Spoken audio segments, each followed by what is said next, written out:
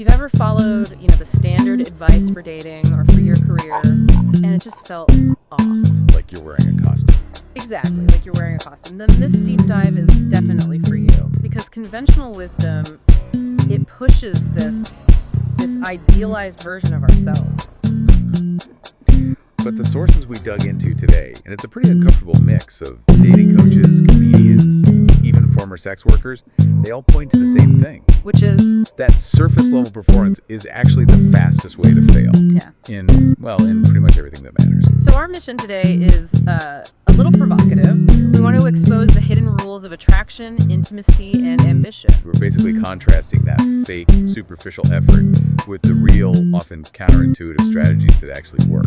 And it all starts with this one central paradox. Why do the people who look like they have it all together, the perfect job, the perfect lines, why do they so often fail in relationships? Well, the people who seem a bit more, unconventional, they just thrive. And the answer isn't in what they say. No, not at all. It's in the nonverbal signal. It really just boils down to one word.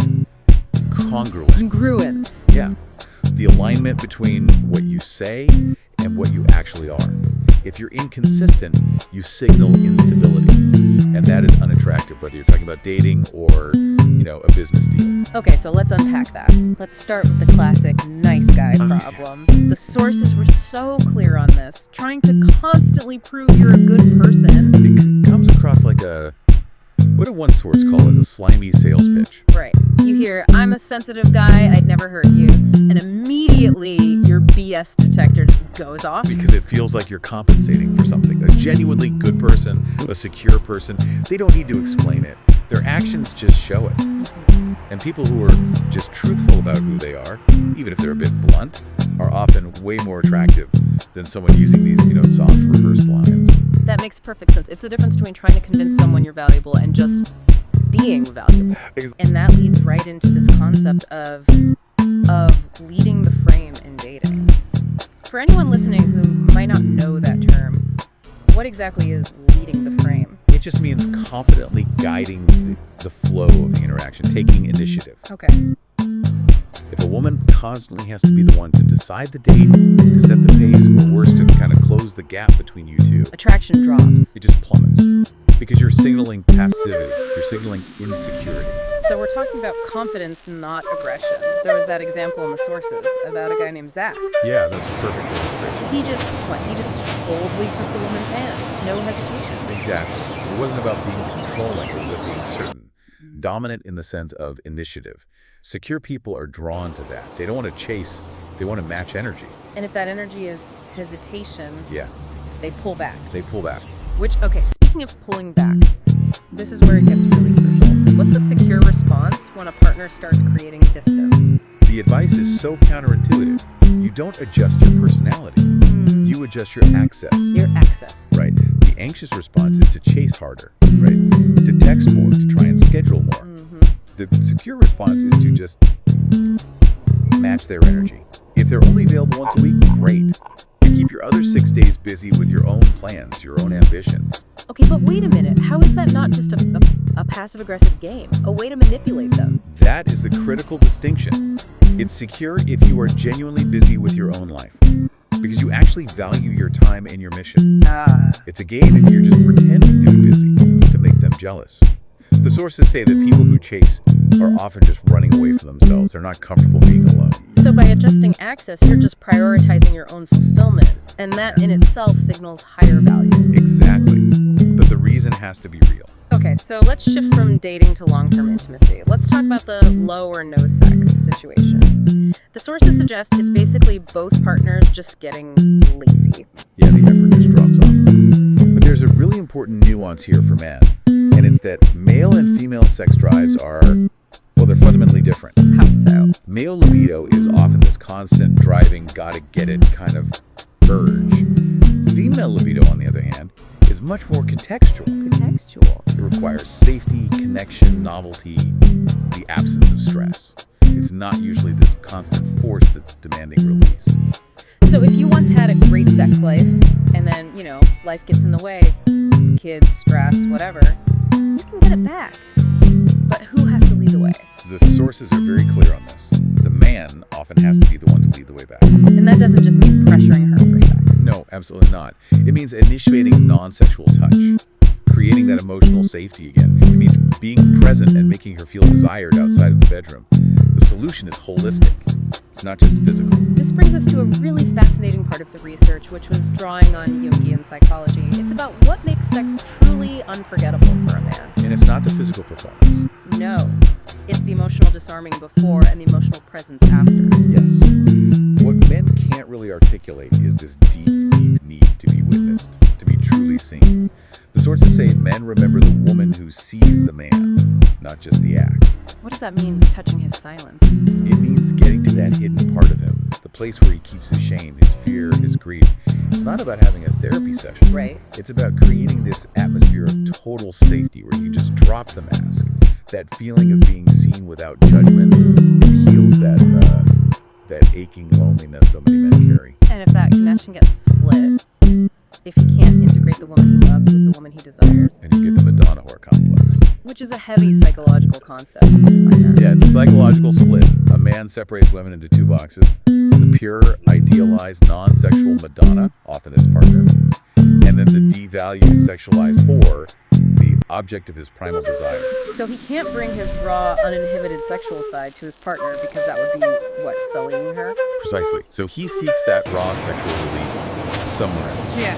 Huge driver of his fidelity. He just can't integrate love and lust in the same relationship. And finally, on this topic, female fantasies. Being dominated, threesomes. The sources say the desire is psychological, not literal. That's the key takeaway. The fantasy of being dominated isn't about actual harm. It's about the psychological release of surrendering control to a man she trusts completely. She wants decisiveness, not aggression. Exactly. Forbidden locations. It's the adrenaline, the risk, threesomes. Often that's about a deep desire to be the absolute center of attention, to be desired intensely. It's an emotional driver in a sexual costume. Okay, so we've seen how congruence and intentional action apply to attraction. Now let's apply that same thinking to ambition and success. Everyone talks about manifestation. But the sources give a much more strategic, actionable formula for actually getting what you want. Less woo-woo, more execution. Way more. Pillar 1 is unapologetic clarity. If you don't know exactly what you want, how is your brain supposed to help you find it? So we're talking hyper-specific. Yes. Like knowing the exact street you want to live on, keeping Zillow boards of houses you can't afford yet. That clarity then lets you create what the sources called hyper-realistic fantasies. Right. You make the dream feel real by applying strategy. And the idea here is that luck isn't random. Luck is exposure to chance. You have to intentionally put yourself in the path of opportunity and then be prepared when it shows up. Like having your pitch ready for the Shopify guy on the plane. You were prepared, so the chance wasn't wasted. And this connects directly to the power of quiet action, working in silence. It's a massive advantage. It cuts out all the noise, other people's opinions, their fears, their envy. You just execute. And the success arrives as an undeniable surprise. Because results speak for themselves. The sources even have these archetypes. The constant whiner and the emotional empath. They're less likely to have huge success because they project emotion onto everything. Instead of just focusing on the cold, rational fight. Exactly. Unlike the strategic leader who stays calm, focuses on execution, and just gets it done. Quietly. Effectively. Okay, we have to move into probably the most complex and uncomfortable section of the material. The correlation between certain behaviors, wealth, and health. This is critical, and we have to stress the sources we looked at are putting forward a controversial hypothesis. We're just impartially reporting their argument. And that argument centers on the trait of conscientiousness. Which is basically being goal-driven, organized, methodical, prioritizing long-term goals over short-term pleasure. And the hypothesis is that high conscientiousness is so dominant that it makes other systemic factors, like poverty or poor health, disappear almost entirely. In other words, organization and self-discipline are the #1 predictor of a positive outcome no matter where you start. That is the argument they make, yes. Yeah. And conversely, they say low conscientiousness combined with a high food drive is the main predictor of obesity. It suggests the biggest leverage point for change is behavior and mindset. It definitely puts a huge focus on personal accountability. It does. Now, bringing it back to attraction, physique is looked at as an essential threshold. Yeah, masculine physique is presented as a fundamental prerequisite. They call it an MLA physique. Healthy, lean, visible muscle. But, and this is the big but, it's only a threshold. If the behavior is insecure, the attraction is gone. Immediately. Physique opens the door. Behavior is what keeps you in the room. And beyond just looks, building muscle is seen as incredibly important for health itself.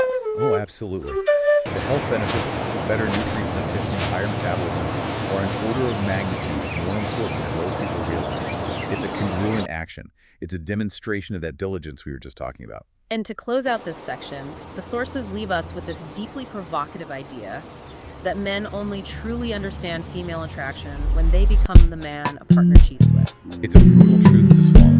It forces you to stop looking at relationships through a lens of fairness and start seeing the fundamental biological drivers, that primal wiring for congruent strength and confidence. It's there, and it can be unlocked once a man hits that attraction threshold. It's a call to become that man. Wow. So this whole deep dive has really just torn apart conventional wisdom. The common thread through all of this seems to be that authentic power in love in your career, it doesn't come from seeking approval. No, it comes from intentional, congruent action, from being present, from prioritizing real results over just looking good. We aim to help you gain knowledge quickly, but the real goal is always to get you to question your own assumptions. And hopefully today did that. So for one final provocative thought to chew on, building on this idea that you need to act boldly if anxiety or fear of rejection is what's holding you back. The CIA actually uses a technique for this. It's called stress inoculation. Stress inoculation. It's basically exposure therapy. Instead of trying to get rid of fear, you intentionally find moments of stress in a safe place to train your reaction so you don't freeze when it matters. So the ultimate shortcut is to prepare your mind and body for the difficulty ahead. Exactly. You could ask a friend to practice a high-stakes scenario with you, a rejection, a tough negotiation. So you experience the stress and process the anxiety before the real event. Right. It builds resilience. It makes it so that when that opportunity or that deep connection finally shows up, you move with that powerful, congruent certainty that attracts success.